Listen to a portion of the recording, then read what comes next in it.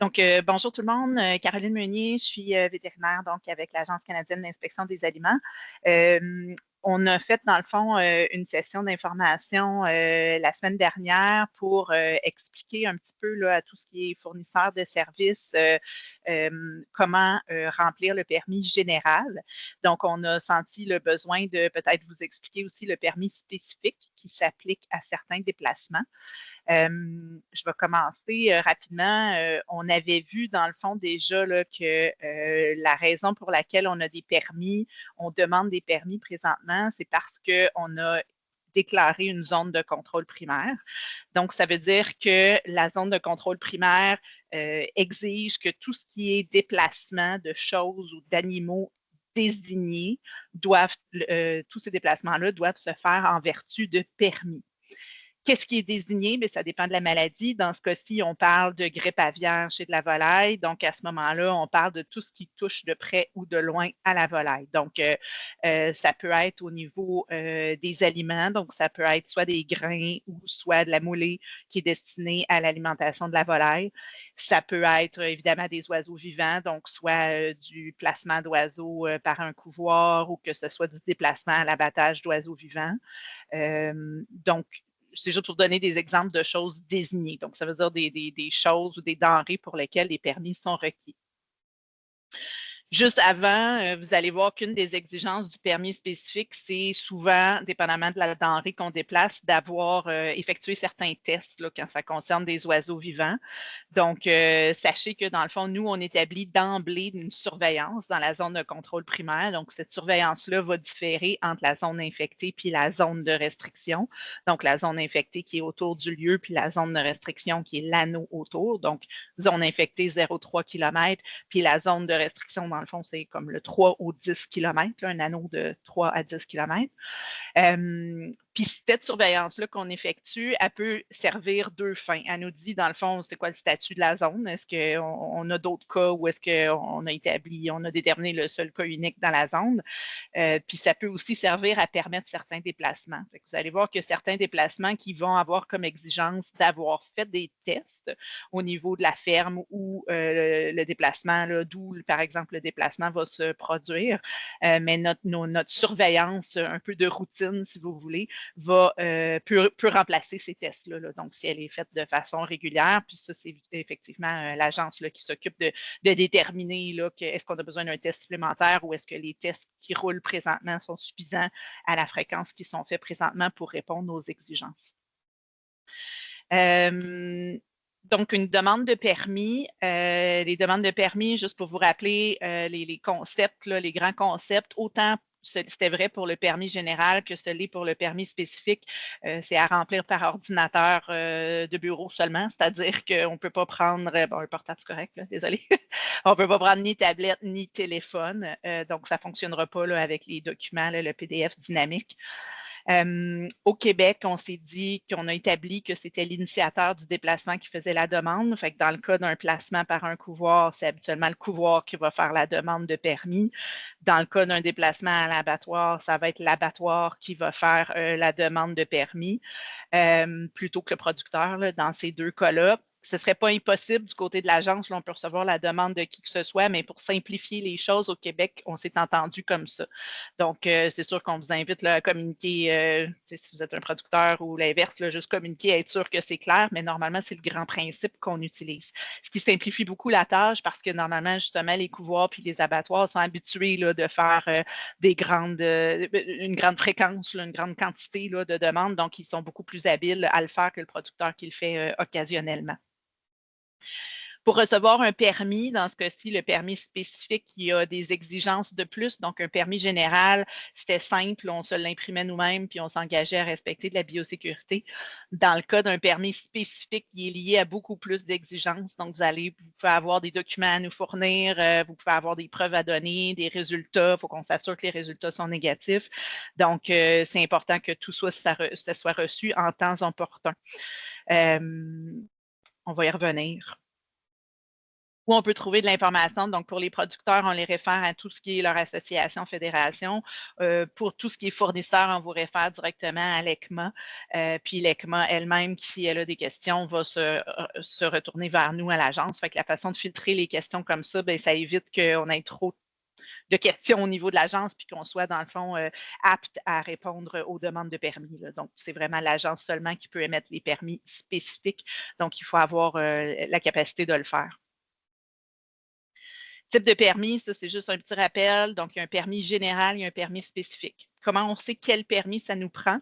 On va faire une petite démonstration dans l'outil, là, vous allez voir, qui me permet de dire, ben, c'est quoi mon déplacement? Fait que le type de permis, ça va dépendre de quelles zones sont concernées. Donc, plus je suis dans une zone infectée, le risque est plus élevé, donc je vais avoir des restrictions supplémentaires que si je suis dans la zone de restriction. Puis, évidemment, dans la zone indemne, la zone libre, ben, à ce moment-là, les restrictions sont encore moindres. Donc, puis là, quand je parle de la zone libre, je veux dire quand on circule vers une ZCP ou hors d'une ZCP, là, si on se promène juste dans la zone libre, vous comprendrez qu'il n'y a pas de permis à ce moment-là. Donc, ça dépend des zones que je traverse, puis ça dépend de ce que je déplace. Donc, si je déplace des oiseaux, par exemple, d'une ferme qui est à côté du site infecté, mais à ce moment-là, c'est certain que mon risque est supplémentaire. Donc, je veux plus de garantie avant d'émettre ce permis-là que si je transporte quelque chose qui est, mettons, des grains dans une zone de restriction qui est beaucoup plus loin du site, puis qui est une denrée là, qui m'inquiète beaucoup moins là, que ces oiseaux vivants-là qui peuvent transmettre le virus. Comparaison rapide, le permis général, juste un rappel, c'est un formulaire donc que vous alliez en ligne, vous imprimez. En fait, vous avez 2 pages au formulaire. La première page, c'est toutes les exigences de biosécurité que vous engagez à respecter. Puis la deuxième page, c'était ce que vous personnalisiez. Fait que dans le fond, vous remplissiez bon, votre nom, c'est quoi le déplacement, il se faisait quand, ça partait d'où, ça s'en allait où. Puis ça, à la fin, vous le soumettiez. Donc, il y avait un bouton pour le soumettre par courriel. Mais à la base, vous n'attendiez pas une réponse de l'agence. On ne va pas vous répondre dans ce cas-là. Vous l'imprimez tout simplement les 2 pages. Puis il faut que la personne qui effectue le déplacement l'ait en sa possession en tout temps. Permis spécifique.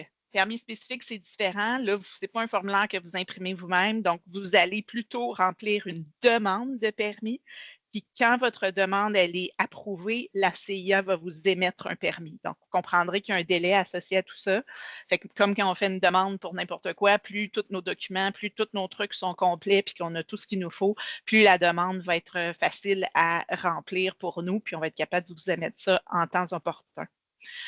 Donc, dans ce cas-ci, on a des exigences de plus, des exigences au niveau de la surveillance, des exigences au niveau des documents qu'on vous demande, l'attestation de santé, ça peut être, ce que ça nous dit dans le fond, c'est comment va le troupeau à la ferme actuellement. Fait que c'est certain que si vous me dites, ah, ben, il commence à avoir de la mortalité, puis j'ai des signes respiratoires, puis ça ne va pas trop, je vais être moins enclin, vous comprendrez, à aller vous émettre un permis pour rentrer d'autres oiseaux dans ce site-là. On a des vérifications à faire auparavant. Même chose que le permis général, le permis spécifique, c'est un document, dans le fond, que la personne qui effectue le déplacement doit avoir en sa possession en tout temps. Ce qui voudrait dire que je pourrais là, vous demander, ah, tiens, vous venez faire une livraison dans zone infectée, dans zone de restriction, montrez-moi donc votre permis, puis on s'assurerait de l'avoir. Donc, même principe, vous remplissez la demande, vous la soumettez par courriel, puis dans le fond, par contre, l'inverse, c'est que vous devez attendre qu'on vous l'émette. Donc, une fois que vous avez soumis votre demande, vous n'allez pas avoir de réponse de notre part, à moins qu'il y ait un enjeu ou avant qu'on ait émis le permis. On a un outil interactif sur notre site web. On va y aller juste rapidement pour que vous ayez en tête quel type de déplacement s'applique à vous. Donc, ça, c'est sur notre site web, ici, permis et conditions nécessaires au contrôle de déplacement. Donc, ce qu'on veut savoir avec cet outil-là, c'est il y a 3 options possibles. Soit que le déplacement est interdit, ou soit que le déplacement est autorisé avec un permis général ou autorisé avec un permis spécifique. Votre première question, là, je vais juste rafraîchir. Parfait. Vous n'avez pas les autres questions là, quand vous arrivez, vous avez juste une question qui est là. Donc, à ce moment-là, on me demande, est-ce que mon déplacement concerne seulement une zone de contrôle primaire non commerciale? La réponse, c'est non. Donc, une double négation. Donc, c'est non, ce n'est pas non commercial. Donc, ça veut dire que c'est commercial. Les ZCP qu'on a au Québec présentement, c'est des ZCP commerciales. Donc, pour le moment, tout ce qu'il faut savoir, c'est qu'il faut répondre non quand vous cherchez vos déplacements. quel type de produit vous déplacez. Là, vous allez voir un produit, là, ça a une définition large, c'est oiseaux vivants, œufs, autres produits ou sous-produits ou carcasses de volaille, aliments pour le bétail, produits pour diagnostic ou équipement. Je vous donne un exemple. Vous déplacez des oiseaux vivants à l'abattoir, fait qu'oiseaux vivants à abattre. La raison pour laquelle c'est écrit usage domestique, c'est que tout ce qui sort d'une ZCP, tout ce qui passe par une ZCP, tout ce qui rentre dans une ZCP n'est pas éligible à l'exportation. C'est pour ça qu'on a écrit ça ici. Puis là, on vous demande quel type de mouvement vous faites en lien avec la zone de contrôle primaire. Là, vous avez tous ces choix-là. Tout ce qui est VF, là, ça s'applique juste à l'ouest. Fait que déjà, ça fait un petit peu moins peur. Et après ça, il faut penser qu'on s'intéresse à tout. Fait que votre ZCP, c'est un, vous voyez ça là, comme le rond qu'on représente schématiquement. Bien, tout ce qui rentre, tout ce qui sort, tout ce qui passe à travers, puis là, c'est valide pour chacune des zones, c'est déterminé ici. Fait que, par exemple, vous avez une ferme dans la zone infectée pour laquelle des oiseaux doivent sortir à l'abattoir. Donc, moi, j'ai hors ou au sein de la zone infectée. Fait que soit que je me promène dans la zone infectée ou soit que je sors de la zone infectée, c'est ce que je choisirais. Fait que là, vous comprendrez que c'est probablement ce qui est le plus strict, là, parce que je suis dans la zone la plus risquée, là, entre guillemets.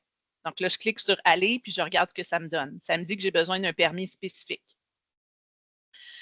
Ce que ça me dit, dans le fond, ça me donne certaines précisions générales, puis ça me mentionne qu'est-ce que ça prend, par exemple, par rapport au dépistage du troupeau.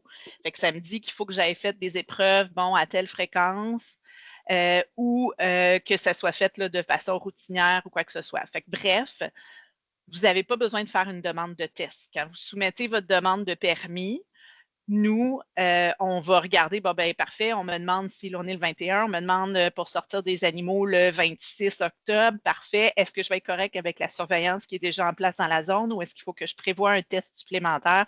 Et c'est nous, au niveau de l'agence, qu'on va déterminer qu'il faut aller faire des tests. Une attestation de santé de l'élevage doit être soumise. Donc, vous, si vous êtes, par exemple, un transformateur, vous faites la demande de permis pour une sortie d'oiseaux de chez Mme Tremblay, une productrice, mais c'est à elle de fournir l'attestation de santé de l'élevage. Donc, vous avez votre rôle en tant que demandeur de permis, mais cette partie-là, c'est à elle de le soumettre. On va le voir un peu plus loin, l'attestation de santé, c'est qu'elle nous dit, dans le fond, pour la période requise, dans ce cas-ci, c'est une semaine avant, elle nous dit pour la semaine d'avant, comment ça a été dans son élevage, au niveau de ses paramètres de production, au niveau des signes cliniques, au niveau des mortalités, qu'est-ce qu'il y a chez elle, au niveau du nombre d'oiseaux, les bâtiments, tout ça. Donc, ça, c'est l'attestation de santé. Fait que même si c'est vous, le demandeur de permis spécifique en tant que transformateur, votre productrice, dans ce cas-ci, elle a un rôle à jouer.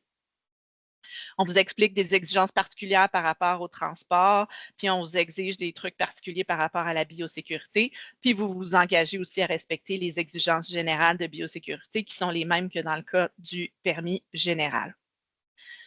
Si on y va, juste pour donner un autre exemple, je vais encore abattre la volaille, mais si on se donne l'exemple ils vont sortir de la zone de restriction. Donc, ça implique que je suis dans la zone, la ferme est dans la zone de restriction, puis l'abattoir est dans la zone libre, donc indemne, là où il n'y a pas de maladie. Ça me prendrait aussi un permis spécifique. Fait que c'est les mêmes exigences. Si je regarde pour la livraison, par exemple, je veux des oiseaux vivants, mais moi, je suis un couvoir, puis je veux aller porter des poussins. Donc, à ce moment-là, de la volaille d'un jour provenant d'un couvoir, puis je m'en vais vers une autre ferme. Donc, je pars de mon couvoir, puis je m'en vais livrer des poussins à la ferme, puis on va le mettre la même chose. Fait que si je dis que je suis mettons, dans ce cas-ci, ils sont séparés. Vous n'allez pas toujours avoir les mêmes options parce que, voyez-vous, ça veut dire qu'il y a des critères différents que je sorte de la zone infectée ou que je me promène dans la zone infectée. Fait qu'on va aller voir si je sors de la zone infectée, qu'est-ce que ça peut me donner. Ça me demande un permis spécifique. Puis là, si vous le regardez rapidement, il n'est pas pareil comme celui-là de l'abattage parce que j'ai des critères différents.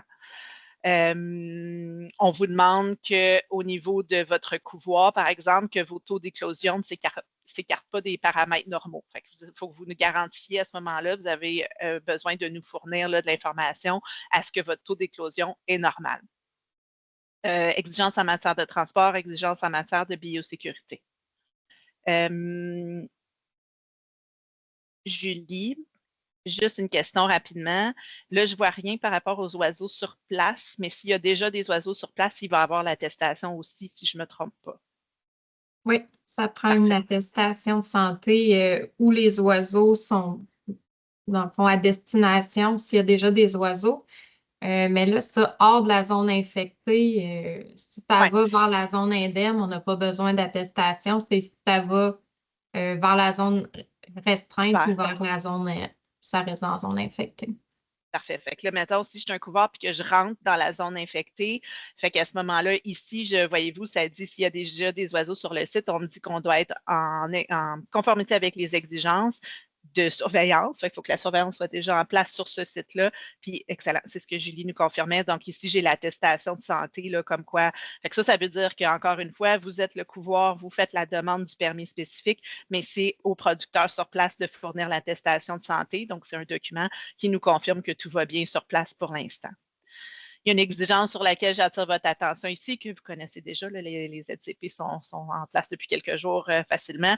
Dans le 0,1 km d'un lieu infecté, il faut attendre, dans le fond, que l'élimination soit terminée. Donc, on a diminué la charge virale sur le lieu infecté avant qu'on puisse rentrer des oiseaux dans cette zone-là.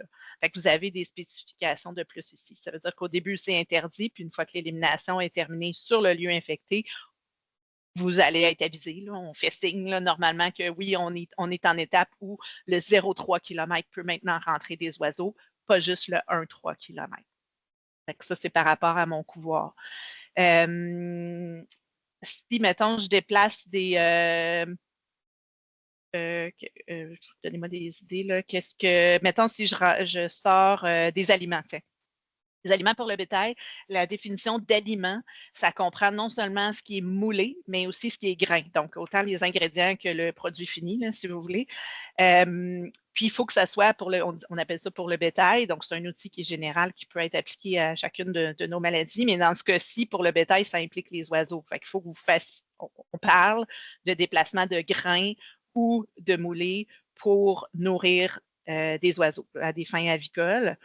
Donc, dans le fond, qu'est-ce que vous avez? Si ça vient, dans ce cas-ci, d'une meunerie, puis que ça s'en va n'importe où dans la zone, le permis est général. Fait que voyez-vous, on ne me demande pas mon déplacement, il concerne quelle zone, parce que peu importe la zone, c'est tout pareil. Fait que quand ça vient d'une meunerie, ça peut s'en aller n'importe où avec le fameux permis général. Donc, encore une fois, le permis que vous imprimez là, par vous-même.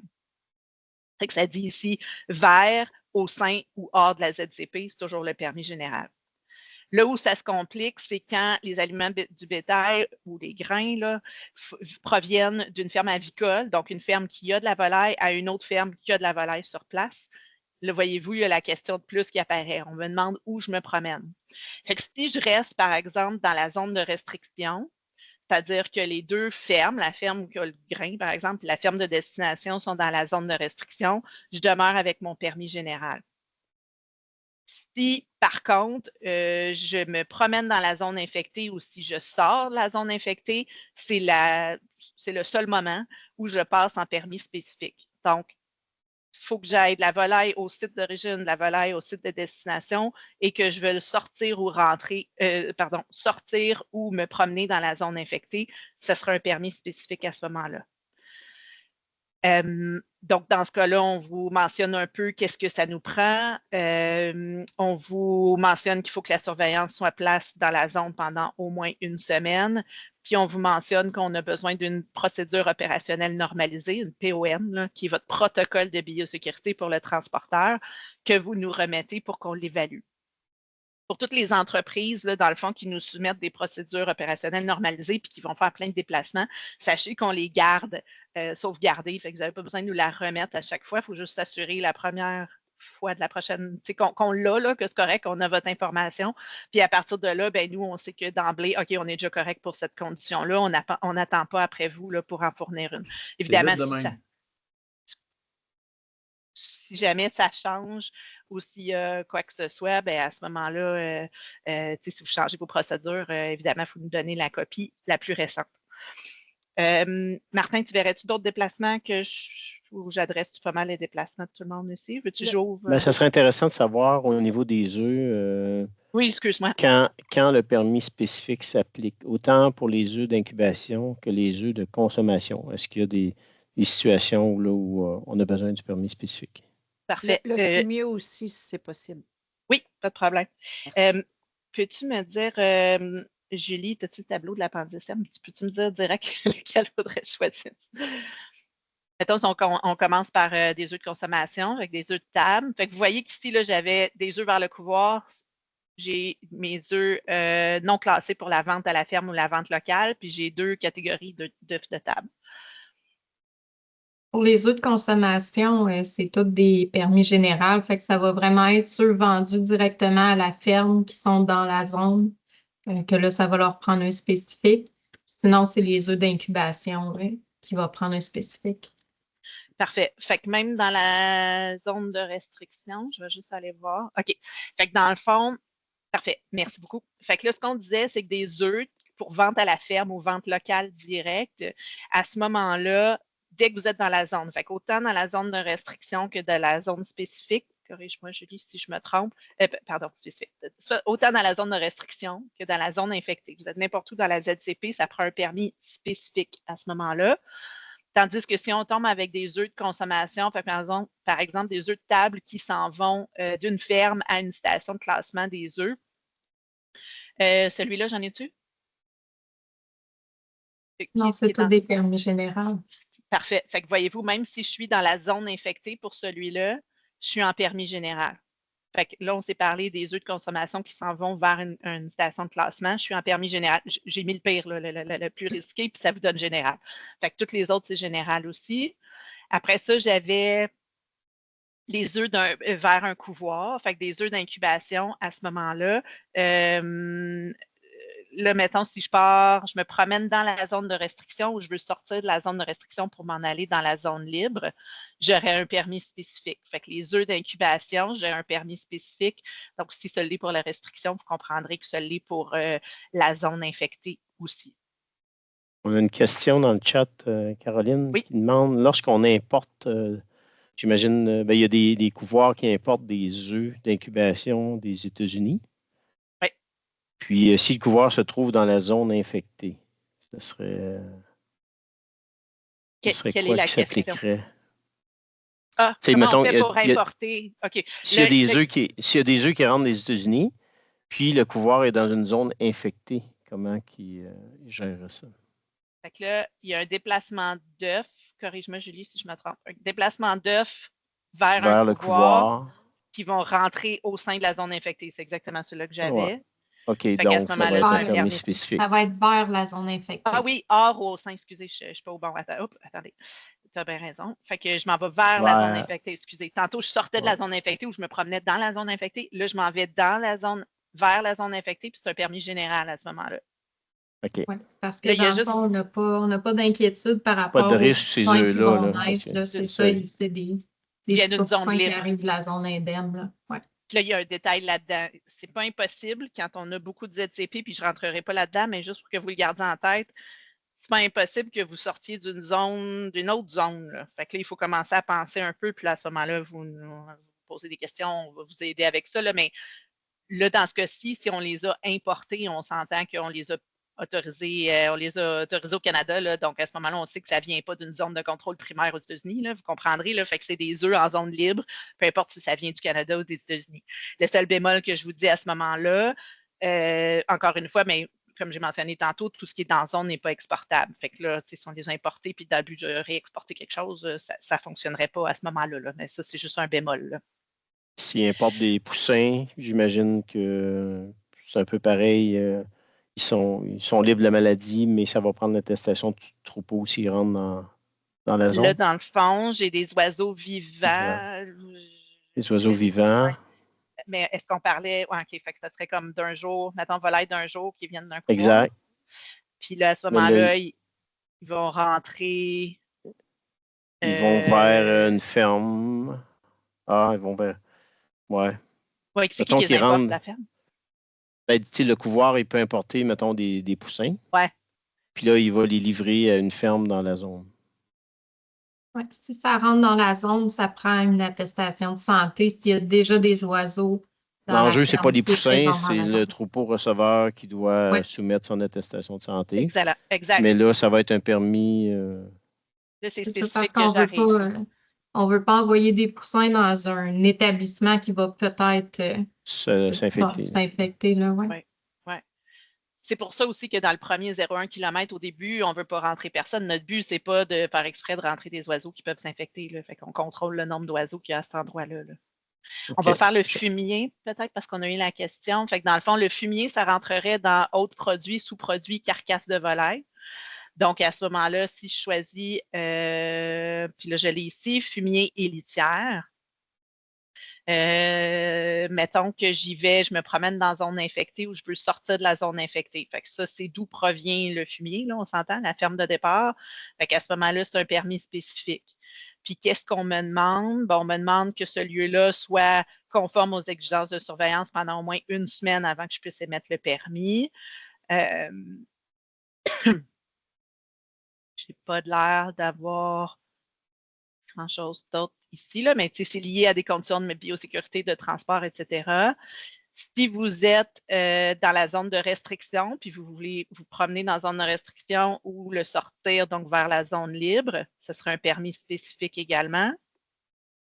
Puis si vous voulez rentrer dans la zone infectée, vas-y Julie, j'ai-tu... Oui, ben c'est juste pour dire pour le fumier qui sort de la zone infectée ou de la zone de restriction, ça prend la déclaration du propriétaire. Ah oui, je l'ai vu puis je ne l'ai Il y pas a un dit. petit document à remplir. Puis si vous utilisez un transporteur commercial, ça va prendre un PON de biosécurité également. Parfait. Fait que le document qu'on s'est parlé tantôt. Là. Fait que dans le fond, ici, vous avez votre biosécurité pour votre transporteur commercial. Puis, je l'ai vu ici. OK, oui, la déclaration du propriétaire pour le déplacement de sous-produits de volaille. Qu'est-ce que ça demande en gros, Julie, la déclaration du propriétaire? Ben, c'est juste de l'information à savoir si les oiseaux, s'il y avait encore des oiseaux quand on a déclaré la ZCP pour savoir si on respecte là, 1 semaine de surveillance avant de pouvoir déplacer le fumier. Puis on veut que vous attestiez que vous allez transporter le fumier dans un camion couvert étanche. Puis nous signaler si justement vous utilisez un transporteur commercial ou non pour savoir si on a un PON de biosécurité ou non qui doit nous être soumis. Excellent. Fait qu'encore une fois, si votre transporteur commercial il a déjà soumis son protocole, ben à ce moment-là, cette condition-là est remplie. Là. C'est correct qu'on l'a, votre condition. Ça marche? J'avais deux Oui. autres questions. S'il y a des transferts de poussins ou d'œufs d'un couvoir à un autre couvoir. OK. Ben, Je pense pas que imaginons-nous qu'il y a ça... un couvoir dans une zone, Oui. puis il sort de la zone vers un autre couvoir. Est-ce que l'outil considère ça ou s'il n'y a pas d'enjeu? Je suis pas sûre qu'on le concerne, mais oiseaux vivants... Parce que des fois, il peut y avoir des échanges de l'eau entre les couvoirs. Là. Vers un site intermédiaire, non? Non. Ben, c'est plus comme... Je l'ai, moi, fertilisé d'un élevage commercial vers un autre élevage pour éclosion. Ça rentrerait pas mal comme ça. C'est tous des permis généraux, à part pour tout ce qui est canard.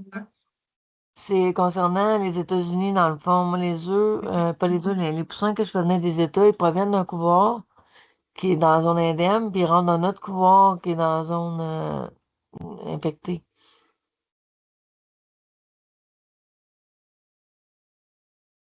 C'est ça. Si ça vient de la zone indemne puis que ça rentre, peu importe le lieu de provenance de la zone indemne, c'est correct, là, il y a pas, c'est un permis général pour les rentrer. Fait que vous comprendrez que dans le fond, quand vous pensez à votre déplacement, vos oiseaux, vos entrées sont sains. On sait qu'ils sont sains, ils sont dans une zone libre. Ce qui nous inquiéterait, dans le fond, c'est ce qui sort de la zone infectée, qui aurait un potentiel là, de plus risqué, dans ce sens-là. Et puis j'ai une autre par rapport aux meuneries. Pourriez-vous faire une démonstration dans le cas que le meunier doit aller dans le 0,3 avec des aliments et rapporte du maïs à la meunerie? Ah oui, on l'a eu hier. On l'a eu hier. Fait que ça, c'est comme deux déplacements? Oui. Fait que là, je pense qu'hier, on s'en est sorti avec un général, mais juste pour confirmer dans la question, est-ce que la meunerie a des oiseaux ou pas? C'est-tu vraiment un site pas d'oiseaux? C'est ce que j'en comprends par le terme de meunerie. En Ok, général, ça. il n'y a pas OK, d'oiseaux sur le site des meuneries commerciales, là. c'est ça. Il n'y a Julie, pas d'oiseaux. OK. Julie, tu voulais-tu te prononcer? Ah, ben, je voulais juste ajouter pour Le la couvoir à réponse couvoir? que j'ai donnée pour le couvoir, c'est qu'on assume que c'est juste des poussins d'un jour là, dans le couvoir, fait qu'on ne peut pas avoir d'attestation de santé de toute Mhm. façon sur 7 jours là, sur des petits poussins. Mais oui, si au couvoir, dans le même établissement, vous avez aussi des oiseaux de reproduction, là, c'est différent. Vous êtes considéré comme un élevage à élevage, fait que ça prend un permis spécifique avec une attestation du couvoir comme quoi la santé de leur troupeau de reproducteurs est correcte. Mais si c'est que des poussins, on peut pas, vous pouvez pas nous dire que depuis une semaine, tout va bien, là. Fait que c'est juste ce bémol-là que je l'ai apporté. Parfait. Fait que vous comprendrez que, tu sais, dans le fond, ça peut pas être un permis. Si je veux une attestation de santé, ça peut pas être un permis général parce que sinon, je vais juste aller me l'imprimer en ligne. C'est ça le concept du permis général. Fait que dès qu'il y a une condition, là, j'attends un document. Fait que vous me donnez votre attestation d'échange du permis. Mais à ce moment-là, c'est sûr que c'est un permis spécifique parce que j'attends quelque chose pour pouvoir émettre le permis. C'est un peu le truc. OK, revenons à l'aliment du bétail. Fait que là, mettons, si on le décortique, le déplacement, c'est une meunerie qui s'en va sur une ferme faire une livraison. Puis Dans là, 0,3. dans le 03. Fait que là, il ne me le demande pas c'est quoi le lieu parce que dès que ça part d'une meunerie, j'ai un permis général. Fait que le permis est spécifique juste quand j'ai des oiseaux au départ et à l'arrivée. Là, j'en ai pas au départ. Fait que c'est un permis général pour rentrer. Là, ce que vous me dites, c'est que vous ramassez, dans le fond, du grain sur la ferme dans le 03. Je le ramène là. Fait que là, c'est une ferme avicole. Puis là, je le ramène à une meunerie. Qu'est-ce qu'on a fait avec ça hier? Moi, s'il n'y a pas de... Je vais vérifier, mais s'il n'y a pas de volaille à l'arrivée, Ouais. ça devrait rester permis général, mais je vais vérifier comme il faut, par exemple. Parfait. On vous revient avec celle-là. OK. Ça irait pour ça. Je vais continuer. Je vais vous le montrer, le permis spécifique. Fait que là, dans le fond, le permis général, c'est ce qu'on avait vu. Donc, le permis général, attendez, comme je vous dis, c'est un formulaire que vous remplissez en ligne. Le permis, c'est-à-dire, je me reprends, on le remplit en ligne, puis on se l'imprime nous-mêmes, on n'attend pas après personne, on se l'imprime, puis on le garde avec nous. Formulaire de demande de permis spécifique, c'est un formulaire qu'on remplit pour faire la demande de permis. C'est pas ça mon permis, ça c'est la demande de permis. Fait qu'il va nous demander plus de détails. Je vais vous le montrer à l'instant.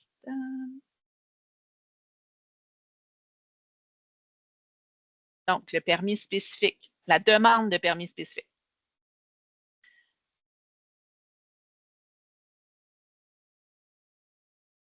Et voilà. Donc, ça, c'est le formulaire de demande de permis spécifique. Fait que comment vous l'obtenez? Il est sur notre site web, puis souvent, les associations, fédérations, etc., peuvent vous l'envoyer par courriel également. Ce qui est en blanc, ça va se remplir tout seul. Donc ici, date d'application, numéro de série, c'est des numéros qui vont le numéro de série va s'auto-populer, puis la date d'application va se mettre automatiquement comme la date du jour auquel vous soumettez. Vous remplissez ce qui est entouré de cases rouges, c'est ce qui est obligatoire. Il y a des infos qui ne sont pas en cases rouges que vous pouvez très bien remplir, puis ça peut juste nous aider. À la fin, quand vous allez avoir rempli tout votre permis, il fait peur, mais inquiétez-vous pas, il y a bien des sections qu'on ne remplit pas tout le temps. À la fin, vous avez un bouton pour l'envoyer. Fait que ce que ça va faire, c'est que ça va ouvrir comme votre courriel, puis ça va dire, parfait, voulez-vous vraiment le soumettre, là, mettons, là. Fait que là, vous allez pouvoir attacher des documents si vous en avez à joindre, comme, mettons, votre protocole de biosécurité, s'il faut le soumettre, etc. Puis, à ce moment-là, ça va se soumettre à notre équipe de permis. Le permis spécifique, ça peut être un nouveau permis, ça peut être un renouvellement de permis ou ça peut être une modification. Fait que ce qu'on utilise souvent, c'est nouveau puis renouvellement. Le renouvellement, c'est par exemple pour certaines denrées, mettons les œufs, on sait bien que ça en continue. Fait qu'à ce moment-là, il y a une certaine validité à votre permis, puis là, il faut le renouveler. Là. Au bout d'un certain temps, vous le renouvelez, mais on sait que vous avez déjà fait une demande avant. La date du déplacement, ici, vous avez la date de début. Date d'expiration, ça veut dire la date de fin du déplacement. Dans le cas, par exemple, d'un permis pour les œufs qui est bon, par exemple, plusieurs jours, ben, à ce moment-là, vous pouvez mettre la date de début qui est couverte puis la date de fin qui est couverte. Ou ça peut être un déplacement unique que vous dites, ben, c'est, mettons, pour de l'abattage tel jour, là, puis ça peut être juste le 25 octobre au 25 octobre. Là, vous allez avoir bien du monde là-dedans pour essayer de répondre à toutes les options possibles. Fait que si c'est le demandeur, c'est la personne qui remplit le permis, ça peut être un peu n'importe qui. Comme je vous dis, au Québec, on essaie de s'arranger pour que ce soit la personne qui initie le mouvement. Fait que le transformateur, le couvoir, par exemple, c'est plus simple quand c'est eux parce qu'ils ont l'habitude de les remplir. Ici, vous n'avez pas le courriel, mais vous pouvez le remplir, il n'y a pas de problème. Tout ce que je veux dire, c'est qu'il n'est pas obligatoire, là, il n'est pas entouré en rouge. Ici, vous tombez dans la section A, origine. Fait que toute la section A, c'est d'où ça vient le produit. Fait que là, vous comprendrez que, mettons, si je suis un abattoir, bien, le produit, il provient de la ferme. Fait que c'est des oiseaux que je déplace qui sont à la ferme puis que j'amène à l'abattoir. Fait que je peux cocher ici la case qui dit même que le demandeur. Fait que tout ce que j'ai écrit en haut peut se réécrire ici. Fait que ça vous fait sauver beaucoup de temps. Ici, vous avez, donc ça, c'était qui est propriétaire du lieu d'origine. Ici, c'est qui est l'occupant. Ça peut être, mettons, le gérant qui s'occupe de tout sur place. Ça peut être le gérant de ferme ou ouais, la ferme, là, normalement. Fait que vous pouvez indiquer aussi tel que propriétaire. Fait que vous pouvez remplir le demandeur, cocher qui est le même que ça, même que ça. Vous pouvez vous en sortir bien rapidement, remplir tout ça. Puis ici, on vous demande, ça part d'où le produit. Fait que ça, c'est l'adresse de la ferme. Fait que je donne un exemple. La ferme, c'est une grosse compagnie qui possède plein de fermes. Fait que ça peut être le siège social qui est à Montréal. Ici, le gérant qui est sur place, ça, c'est son adresse de son bureau à lui. Puis ici, vous avez, mettons, les oiseaux sont à telle adresse, c'est l'adresse de la ferme. C'est comme ça que ça peut être différent, mais ça peut très bien être un mélange de toutes les options possibles. Ici, c'est qui a la garde ou le contrôle, à qui ça appartient les oiseaux. Encore une fois, le propriétaire du lieu n'est pas toujours la même personne que le propriétaire des animaux. Donc là, fait cocher si c'est le même que le propriétaire du lieu. Là, ici, section B, on est rendu au transporteur et destination. Fait que là, on vous demande c'est qui le transporteur. Ça pourrait être le même que le demandeur, si c'est le transporteur qui a fait la demande et qui a mis son nom en haut. Puis ici, on vous demande une case d'itinéraire. L'immatriculation n'est pas exigée ici, mais c'est jamais, c'est pas une mauvaise idée là, de l'inclure. Des fois, ça nous aide là, pour certaines choses. Si vous avez une flotte de véhicules, parce que par exemple, vous faites beaucoup de livraisons, vous avez plein de véhicules, bien, vous pouvez tout simplement les garder en registre, là, toute votre flotte, pour qu'on sache que n'importe quel véhicule pourrait faire ce déplacement-là, puis que c'est autorisé. Votre itinéraire, en gros, on veut que vous nous confirmiez que vous allez faire attention de comment vous circulez. On ne fait pas exprès pour aller se promener devant plein site où il y a de la volaille et tout ça. On veut que le déplacement soit le plus direct possible. Vous avez toutes les précisions dans le protocole, dans les exigences, de biosécurité. Ici, c'est à destination. Fait qu'on vous pose les mêmes questions qu'au lieu d'origine. C'est à qui appartient le lieu de destination. Fait que dans ce cas-ci, mettons, ça pourrait être l'abattoir, ça pourrait être le couvoir. Fait qu'encore une fois, ça pourrait être une compagnie qui a un siège social à Toronto, par exemple. Qui est l'occupant du lieu de destination? Qui est le responsable sur place? Fait que là, vous pourriez décider c'est qui. Puis ici, on vous demande c'est quoi l'emplacement. Fait que ça va être, mettons, l'adresse du couvoir lui-même ou l'adresse de l'abattoir lui-même. Ça pourrait être le siège social avant, mettons. Ici, là, en tant que nom de l'entreprise. Ici, encore la même question que quand on avait au lieu d'origine, à qui ça va appartenir? Fait, qui va s'occuper, à qui ça va appartenir les oiseaux rendus là? Encore une fois, ça peut être un nom différent, comme vous avez toujours les petites cases là, pour cocher que c'est le même, puis vous défilez comme ça va assez vite. Ici, on vous demande, c'est pas en rouge, mais c'est obligatoire, on vous demande de décrire c'est quoi. C'est bien évidemment qu'on veut savoir qu'est-ce que vous déplacez. Fait que, par exemple, des animaux vivants. Puis ici, on va vous demander de préciser l'utilisation finale. Bien, dans ce cas-ci, mettons, ce serait pour abattage immédiat. Il y en a, vous allez voir, c'est juste la même affaire. Là. Mettons, aliment, ça met aliment ici aussi. Là.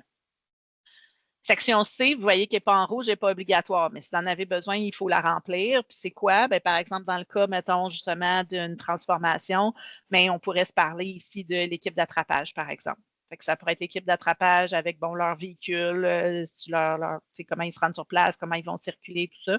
Fait qu'ils vont être inclus sur le même permis spécifique.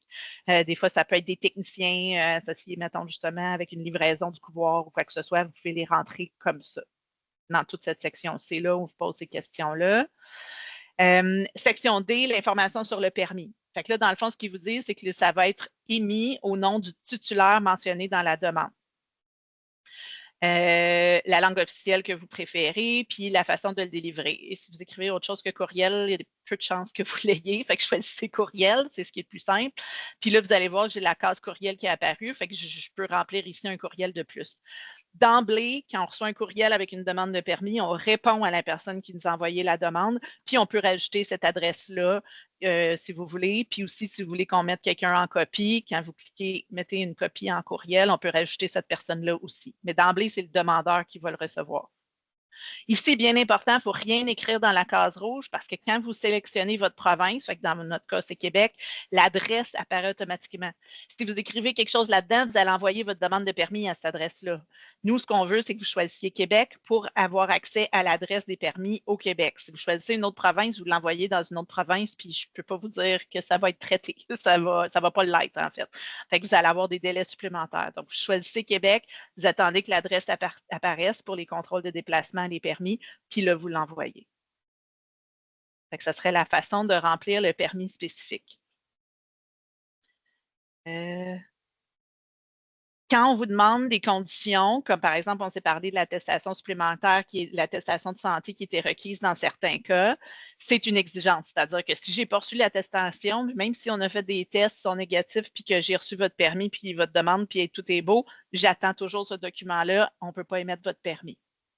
L'attestation, maintenant, je vous donne un exemple pour les oiseaux. Fait que là, normalement, à moins que vous ayez une façon de fonctionner à l'interne avec vos producteurs, mais mettons, par exemple, encore une fois, vous êtes un transformateur ou un couvoir puis que ça vous prend une attestation de santé, normalement, ils nous l'envoient directement. Si vous voulez que ça passe par vous ou quoi que ce soit, vous vous arrangez, mais le but, c'est que nous, il faut qu'on l'ait reçu puis c'est au producteur qu'on la demande.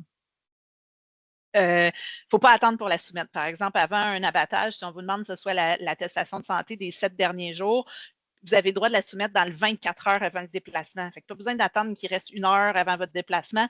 Envoyez-nous-le dès que vous pouvez. Fait que si dans votre 24 heures, là, envoyez-le au début du 24 heures pour être sûr qu'on l'attend. Vous n'avez pas besoin d'avoir reçu vos résultats négatifs. Nous, on s'arrange de tout ça. On sait que ça nous prend avant de les mettre. Une fois qu'on a tout, ça rentre. Fait que dès que le résultat il rentre, il faut qu'on court après vous pour l'attestation. Il y a des délais supplémentaires à ce moment-là, puis ça se peut que vous n'ayez pas votre permis au moment où vous en avez besoin, là. Bien fournir les informations pour la période demandée. Si on vous demande de 7 jours, fournir 7 jours. Si on vous demande autre chose, fournissez ce qu'on vous demande. Vous ne pouvez pas vous prononcer pour des dates futures. Ça a l'air évident comme ça, mais des fois, il y en a qui nous remplissent, puis la fiche, elle va jusqu'à 3 jours après. Vous ne pouvez pas me dire que tout le monde est en santé 3 jours après. Il faut vraiment faire pour la période avant le déplacement qu'on vous demande. Ça prend l'info pour tous les bâtiments. Fait que même si on sort des oiseaux du bâtiment 3, ben, j'ai besoin de savoir ce qui se passe dans le bâtiment 1 puis 2. Fait qu'il faut fournir les informations pour tous les bâtiments. S'il y a des bâtiments qui sont vides, mentionnez-nous-le parce que ça nous aide. On sait qu'on n'attend pas d'infos. Même chose, si c'est vide chez le producteur et qu'il n'y a absolument rien, ben, il faut qu'il nous le fournisse. Il faut qu'il nous l'informe que c'est vide. Fait comme ça, on sait qu'on n'attend pas d'attestation de santé. Il n'y a pas d'oiseaux sur place. Préciser le type d'oiseau, ça va être quel type d'oiseau, quel type de production. Puis ceux qui nous donnent ceux qui font des demandes, là, qui font la case renouvellement de permis, puis que ça va être en continu, bien, il faut couvrir toutes les dates. Fait que je vais avoir besoin que si la dernière attestation elle me couvre jusqu'au 15 octobre, bien, la prochaine, elle ne peut pas commencer le 17. Il faut que j'aille jusqu'au 15, puis l'autre, elle va commencer le 15 ou 16, là, mettons, dépendamment. Il faut qu'ils soient en continu, les attestations. Ça a l'air de quoi une attestation de santé? Je vous le montre ici. Fait que c'est un document, là, dans le fond, qui décrit vraiment tout ce qu'il y a sur place puis comment ça va. Fait qu'ici, vous avez, mettons, les oiseaux vivants déplacés hors du lieu. Fait qu'on se parlait, entre autres, pour un abattage. Donc, ils ont 16 jours à 24 heures avant le déplacement. C'est pour ça que je vous dis, là, ils n'ont pas besoin de nous répondre 2 heures avant le déplacement. Là. Ils peuvent nous répondre 20 heures avant le déplacement, puis c'est parfait. On commence à regarder les documents. Par exemple, les œufs de consommation, ils nous les donnent tous les 14 jours. Fait qu'à ce moment-là, comme je vous dis, il faut que ça soit ce qui s'est passé au cours en fait, ça va nous permettre des déplacements multiples dans les 2 semaines, puis ça, il faut que ça soit continu. Là. Je ne veux pas de bris dans les dates. Numéro de permis, c'est si vous l'avez. C'est sûr que si votre producteur, mettons, vous êtes transformateur ou un couvoir, vous faites la demande de permis, puis votre producteur, il n'a pas le numéro de permis, c'est bien correct, laissez-le vide à ce moment-là. C'est juste s'il est connu. Si vous qui faites la demande de permis spécifique, puis que vous faites votre attestation de santé en tant que producteur, bien, mettez-nous le numéro de permis, ça accélère un peu les choses, mais sinon, on va vous retrouver avec votre nom de ferme, puis votre identifiant, vous allez voir, il n'y a pas de problème. Qu'est-ce que vous allez faire? Ici, c'est un exemple que, par exemple, ici, on va recevoir des oiseaux dans le bâtiment 9998. La déclaration, ben là, c'est ma semaine qui est du 1er janvier au 7 janvier. J'écris mon nom commercial de ma ferme, encore une fois, pour qu'on puisse vous reconnaître, votre nom officiel, l'adresse complète du lieu où se trouvent les bâtiments. Fait qu'ici, ça ne vous donne rien de mettre votre siège social ou peu importe. Je veux savoir c'est où que va se faire le déplacement. L'identifiant, fait que ça, on vous l'identifie. L'agence vous le donne, un identifiant. Normalement, nous vous a communiqué avec vous pour de la surveillance, tout ça. C'est un numéro qu'on a besoin. Il ne change pas d'une vague à l'autre. Fait qu'on, pour l'instant, parce qu'on est dans la même éclosion depuis 2022, le nom d'une personne responsable, ses coordonnées. Fait que si on a des questions, on va pouvoir lui revenir. Type de production sur place, ici, j'avais du poulet et de la dinde de chair. Puis on continue. Puis ici, ce qui est important, c'est de nous dire ce qui se passe. Fait que dans chacun des bâtiments, qu'est-ce qu'ils ont comme âge au jour 1 de la période? Fait que dans ce cas-ci, il y a 7 jours. Fait qu'il y a 7 jours, quel âge qu'il y avait. Vous pouvez le remplir en temps réel. Là. Donc aujourd'hui, c'est mon 7e jour avant le déplacement. Je commence à remplir mon formulaire. Même chose pour le nombre. Fait que là, par exemple, 9998 est vide, c'est là que je vais recevoir mes oiseaux. Au début de ma période, 9997 avait des oiseaux, mais je l'ai vidé en cours de route. Puis c'est ce que je précise ici. J'ai des oiseaux qui sont sortis à l'abattoir. On vous demande des mortalités, y a-t-il eu des éliminations, des trucs anormaux? Ici, j'en avais eu, on avait répondu oui, parce qu'on avait fait une sélection avant de sortir à l'abattage. On vous demande la consommation d'eau, de nourriture, est-ce que tout ça, c'est normal? S'il y a de la ponte d'œufs sur place, on vous pose des questions par rapport à la ponte. Puis finalement, vous cochez ça ici, ça équivaut à votre signature, puis ça veut dire je confirme que tout ce qui est là-dessus est valide. Fait que ça, c'est votre attestation de santé. Puis la dernière chose qui nous reste, c'est juste la procédure opérationnelle normalisée de biosécurité, votre protocole de biosécurité. Dans le fond, il faut que ça soit spécifique à votre situation. Fait que vous avez accès à des exemples là, avec l'équipement, avec votre fédération, sûrement tout ça. Il faut qu'il soit spécifique à votre situation. Vous ne pouvez pas me dire je vais utiliser un désinfectant approprié. Je veux savoir qu'est-ce que vous allez utiliser, la concentration, le temps de contact, si vous allez rincer ou pas. J'ai besoin de savoir spécifiquement pour vous. Puis si, par exemple, vous dites, mettons, je suis un transformateur, puis l'équipe d'attrapage, bien, ils vont respecter leur protocole de biosécurité, bien, il faut que vous me disiez c'est quoi. Faut que je veux savoir que quand vous demandez un permis, quand vous me fournissez ça, vous savez exactement qui va faire quoi. Donc, il faut que j'en aille soit une copie là, où vous me référiez à leur protocole de biosécurité. Vous avez des exemples, dans le fond, sur notre site web, on parle de biosécurité, puis aussi, bon, comme je vous dis, là, à travers vos différentes fédérations, tout ça. Fait que, par exemple, ici, j'ai un guide de biosécurité pour les fournisseurs de services de l'industrie de la volaille qui est sur notre site. Puis, vous savez, là, bon, comment vous allez accéder, dépendamment de votre service, il se fait dans quelle zone, puis comment vous allez... Fait que ça veut tout dire, là, que je vais nettoyer, désinfecter à tel moment, je vais utiliser des bottes jetables, des ci, des ça, vous nous dites tout ce qu'il y en est de ce côté-là. Il reste quelques minutes. J'ouvre la porte à d'autres questions s'il y a des dernières questions. Il y en avait deux. Questions-commentaires dans le chat. Oui. Là, Dominique de la Kinac qui demande en mettant l'encadré rouge autour du menu déroulant dans la section F du permis, est-ce que ça minimiserait les risques d'écrire une adresse de courriel erronée? C'est une bonne suggestion, je suis d'accord. Je suis entièrement d'accord. Fait que pour pas que quelqu'un puisse écrire son adresse, je vais le soulever.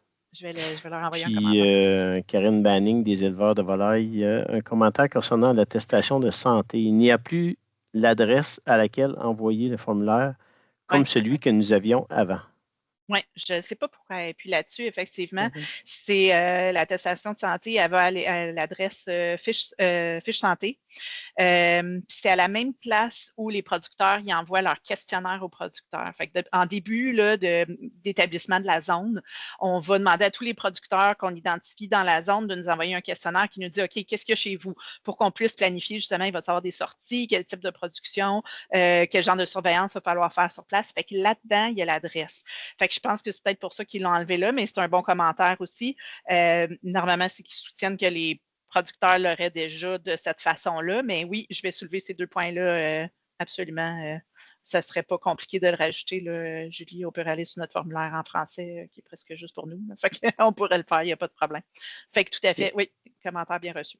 Est-ce qu'on a d'autres questions?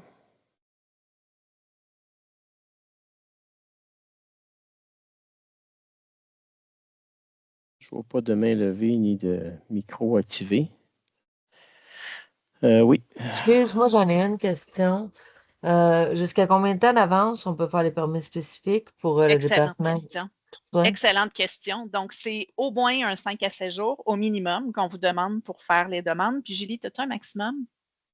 C'est à peu près ça aussi. C'est pas mal le maximum puis le minimum. Il faut le faire en 5 à 7 jours. Oui, c'est ça, ça donne rien. Tu sais, des envoyer 2 semaines d'avance, ça nous embourbe un peu dans tous les courriels qu'on reçoit, là, mais c'est autour d'un 5 jours d'avance pour que s'il y a des tests, qu'on ait le temps de les planifier, puis ouais, 5 jours ouvrables, là, si jamais on soit capable de planifier avec le laboratoire s'il y a des tests à faire, là. Parce que nous, on est à tous les jours, on est là, on surveille, mais le laboratoire, c'est plus difficile, là. Il y a ces journées de congé. Karine. Bonjour. Les éleveurs se plaignent beaucoup de ne pas être capables d'ouvrir les formulaires. Et Ouais. c'est ce qui crée un achalandage chez nous énorme. Qu'est-ce que vous faites en solution juste pour savoir? Vous leur transmettez par courriel? Est-ce que Non, c'est ça? non. Même Je pas? le remplis pour eux parce qu'ils sont Oh, je suis là. incapables de l'ouvrir. Je fais un PDF avec votre formulaire et je l'envoie quand même en même temps que le formulaire ou les demandes de permis. Et même mon PDF ne sont pas capables de l'ouvrir. Puis ça, c'est le général ou Les deux. spécifique? Les deux. C'est OK. les deux. On a reçu ce commentaire-là aussi auparavant. Je vais remonter aussi la suggestion puis leur mentionner ce qu'il y en est. On est limité par l'outil présentement. C'est le même outil qui existe depuis 2022. Fait que Oui, juste je pour sais. dire que puis il y a des solutions sur le site web des fois qui peuvent aider. Ah, Je pense je que les ai essayées.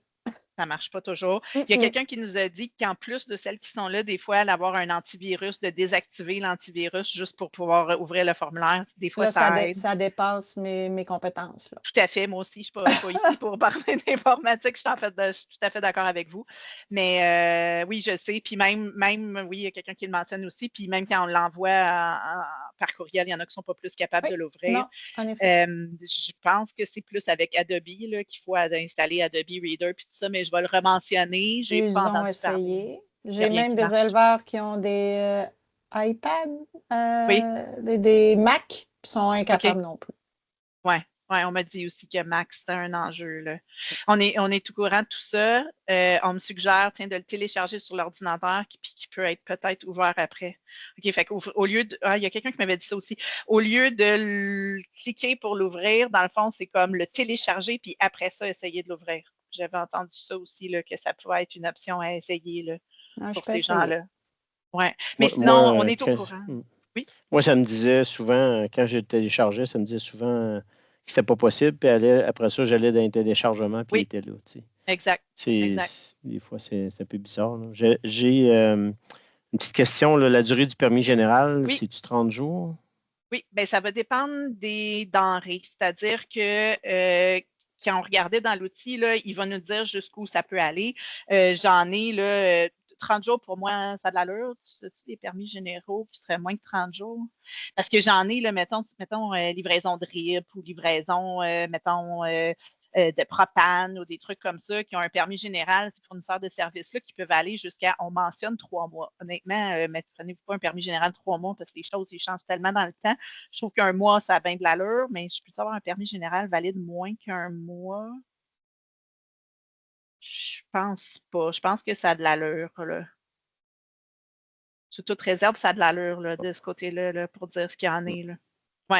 Fait que oui, puis c'est ça. Fait que c'est la différence avec le permis général. Puis aussi, juste pour vous donner une indication, mais on avait eu cette question-là aussi, mettons un fournisseur de services comme livraison de RIP, par exemple, bien, vous avez une entreprise avec plusieurs véhicules, plusieurs livreurs.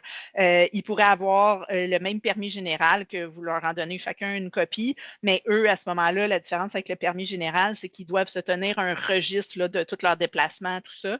Fait qu'à ce moment-là, c'est juste qu'à ce moment-là, j'ai 2 chauffeurs qui ont le même permis entre les mains, mais ils me fournissent chacun leur registre là, de ce qu'ils ont fait comme livraison dans leur journée, tout ça.